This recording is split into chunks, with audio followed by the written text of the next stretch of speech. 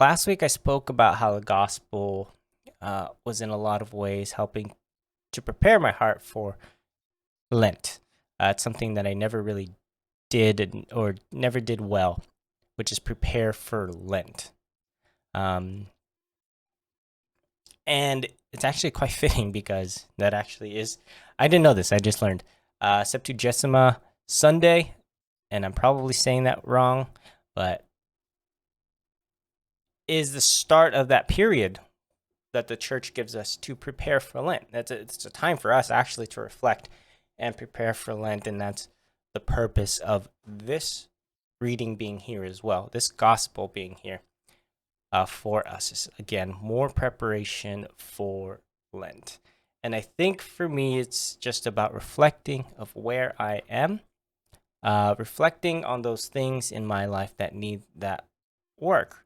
Just like it says that there are those who hear, receive the word with joy, and then have no roots, and they believe for a while, and in time of temptation they fall away. There are a lot of things that we hear, even as believers. No matter where you are, there are times you hear things, you're like, yes, that's so right, and then you don't act on it, you don't change. There's those things. There's also those teachings that, yeah, we hear, we believe, and then the world distracts us, and those also go away. And so ultimately, for Lent, we're preparing ourselves to be on the good ground so that we can prepare ourselves to receive the Word of God to actually transform our lives, to take root in our lives, to use the analogy. So, as we prepare for Lent, let's think about those things that you find distracting, like where it says the cares and riches and pleasures of this life. Pull those things away. Maybe those are the things that we need to fast from. Like, what are those things for you?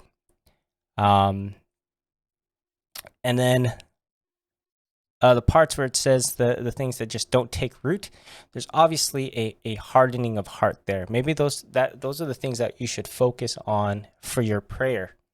Because we talk about how prayer, fasting, and almsgiving are the three things that we kind of do for Lent. So when you think about the prayer, let's think about those things that just fall by the wayside, fall away so quickly after we hear them from the teachings of God, teachings of the church. And think about adding something to your prayer life during Lent that will help you to receive those more fully, to get rid of those rocks, the hardness in your heart that's keeping those from really taking root. And then, yes, the other thing is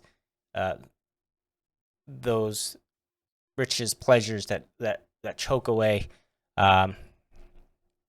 the word of God from your life. Maybe those are the things that we need to fast from. So think about those for fasting. And for almsgiving, I think that's just a prayer. That's a discernment thing. Like, where is your heart called? I've never thought about it this way, but maybe it's a way to look at it. Just think back to previous, Lent, previous Easter.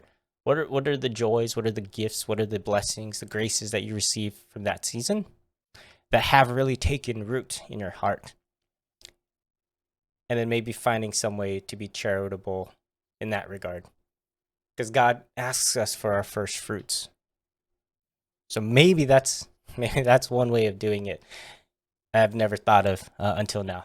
Maybe I'll do that this year, is to think about what fruits has God produced in me through Lent, through Easter, that can be shared and given in charity this year.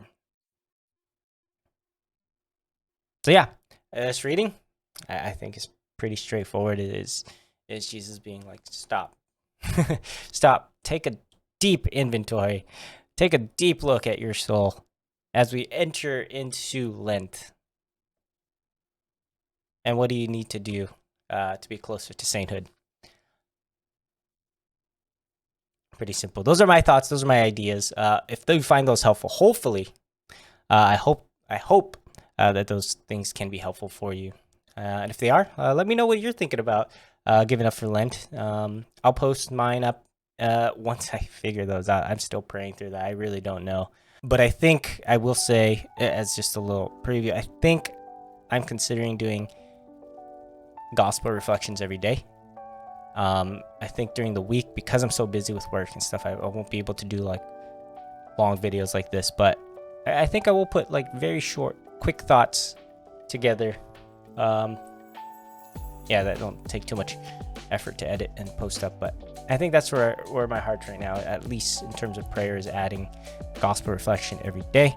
So I will try to do that. But wait for the confirmation. Again, comment below. What are you giving up for Lent? What are you thinking for that? And what are your thoughts on this reading, if you have any? And if you enjoy this video, make sure to give it a like, subscribe to the channel, and hit the notification bell so that you can be notified when these come out. I look forward to seeing you in the next one and hearing your thoughts below. Till next time, God bless, and we'll see you next week.